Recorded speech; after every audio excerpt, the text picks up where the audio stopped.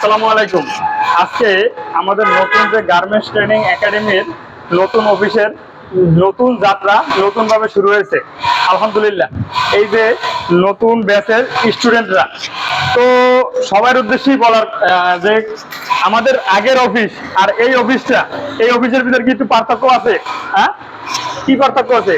যে এটা same garments এর মতোই তৈরি করা হয়েছে, যে গার্মেন্টস এর আপনার লাইট দিয়া, তারপর গার্মেন্টস এর লেআউট সিস্টেম, তাই না?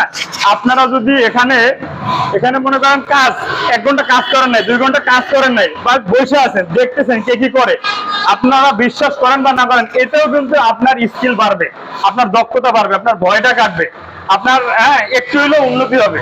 সুতরাং আমরাও চেষ্টা করছি যে আপনারা যাতে আপনার এই কাজটা ভালোভাবে শিখতে পারেন। ক্লিয়ার? তো আপনি বলেন, আপনার আগের অফিস আর এই বর্তমানের অফিসটা যেখানে কাজ শিখতেছেন কেমন লাগতেছে? আগের থেকে তো অনেক ভালো। ভালো লাগতেছে?